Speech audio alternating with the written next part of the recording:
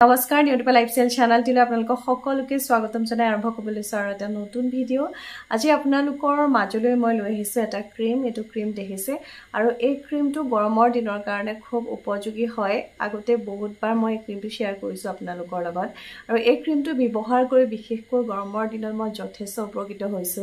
আৰু আপোনালোকে বহুতে মোক কমেন্ট কৰি পেলাইও জনাইছিলে যে এই ক্ৰীমটো ব্যৱহাৰ কৰি সঁচাকৈ আপোনাৰ ছালখনৰ উজ্জ্বলতা বৃদ্ধি পাইছে ছালৰ বহুতো সমস্যা নাইকিয়া হৈছে আজি এই ক্ৰীমটো কেনেকৈ বনাব পুনৰবাৰ শেয়াৰ কৰিবলৈ লৈছো আপোনালোকক গৰমৰ দিনত আপোনালোকৰ ছালৰ বহুতো সমস্যা নাইকিয়া কৰিব পৰা এটা ঘৰুৱা ক্ৰীম আজি মই শেয়াৰ কৰিবলৈ ওলাইছো এই ক্ৰীমটো যদি আপুনি ব্যৱহাৰ কৰে গৰমৰ দিন কেইটাত আপোনাৰ ছালৰ বহুতো সমস্যা নাইকিয়া কৰিব 100% নেচাৰেল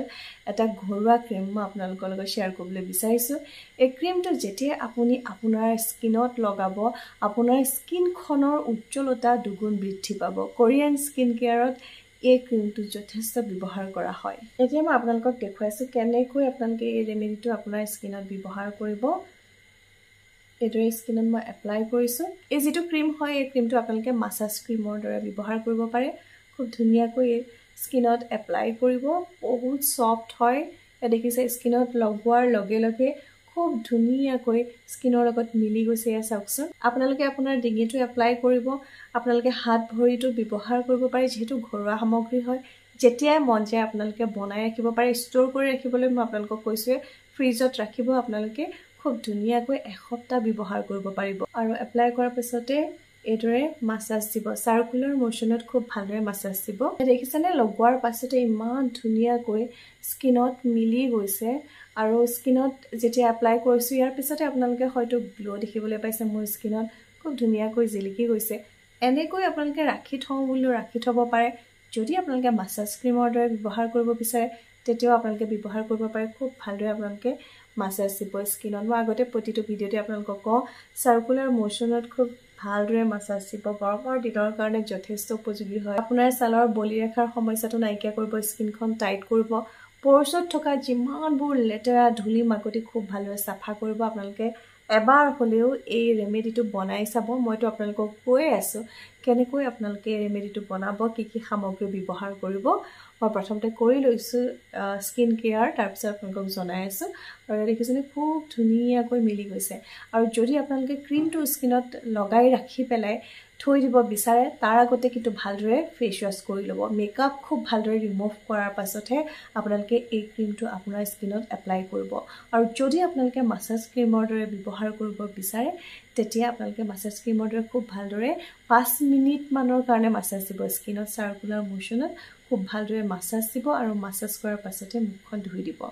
মই এনেকৈ ৰাখিম মোৰ স্কিনত আপোনালোকে যদি বিচাৰে মুখখন ধুই দিব পাৰে যদি কিবা অসুবিধা পায় আৰু এবাৰ পেটচ টেষ্ট কৰি চাব কাৰণ প্ৰত্যেকৰ স্কিন টাইপটো বেলেগ বেলেগ হয় যেটো বস্তুৱে মুখ হয়তো সুট কৰিছে আপোনাক নকৰিবও পাৰে গতিকে কানৰ পিছফালৰ যেটো স্কিন থাকে তাত এবাৰ লগাই চাব যদি একো অসুবিধা আপুনি নাপায় তেতিয়া ব্যৱহাৰ কৰিব পাৰে ব্যৱহাৰ কৰিবতো পাৰিবই কাৰণ প্ৰাকৃতিক সামগ্ৰী হয় আৰু যিকিটা সামগ্ৰী হয় আপোনাৰ ছালৰ বাবে যথেষ্ট উপযোগী এতিয়া বলক পলম নকৰি চাই লওঁ এই ক্ৰীমটো আমি কেনেকৈ প্ৰস্তুত কৰিম এই ক্ৰীমটো বনাবৰ কাৰণে আমাৰ প্ৰত্যেকৰে পাকঘৰত একেবাৰে সহজতে পোৱা আমি চাউল লম আৰু চাউলখিনি খুব ভালদৰে প্ৰথমতে ধুই লব ধুই লোৱাৰ পাছতে এই চাউলখিনি আমি গাখীৰত তিয়াই ৰাখিম গাখীৰত আপোনালোকে প্ৰায় 3-4 ঘণ্টাৰ কাৰণে তিয়াই ৰাখিব আৰু যেতিয়া তিয়াই ৰাখিব তাৰ পিছত দেখিব চাউলখিনি অকমান কোমল হৈ যাব চাউলে কেনেকৈ সৌন্দৰ্য পৃথিৱীখনত জনপ্ৰিয়তা লাভ কৰিছে আপোনালোকক নকলেও হ'ব ইয়াৰ বিষয়ে এতিয়া খুব ভালদৰে পিচি লম আমি চাউলৰ পানী আৰু গাখীৰ এই দুইটাই বস্তুৱে আপোনাৰ ছালখনৰ উজ্জ্বলতাত যথেষ্ট সহায় কৰে ছালখন স্বাস্থ্যৱান কৰি ৰখাত সহায় কৰে গাখীৰত আছে ল্যাকটিক এসিড গাখীৰ আপোনালোকে ব্যৱহাৰ কৰিব পাৰে আপোনাৰ ছালখনৰ উজ্জ্বলতা বৃদ্ধি কৰাত গাখীৰেও যথেষ্ট সহায় কৰে পানীখিনি আমি কেৰাহীত অকনমান গৰম কৰিম গেছৰ ফ্লেমটো আপোনালোকে লো ৰাখিব যেতিয়া আপোনালোকে কেৰাহীত দিব আৰু দিয়াৰ লগে লগে এই পানীখিনি ডাঠ হৈ যাব দেখিছে এটা আমি ডাঠ মানে ক্ৰীমৰ দৰে পাইছো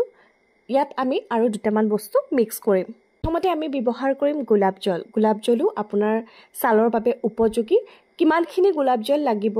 আপোনালোকে চাই ল'ব আপোনাৰ ক্ৰীমটো বনাবলৈ কিমানখিনি গোলাপ জলৰ প্ৰয়োজন হ'ব অলপ অলপকৈ গোলাপ জল দি পেলাই মিক্স কৰিম মিক্স কৰোঁতে অকণমান কিন্তু আপোনালোকক সময় লাগিব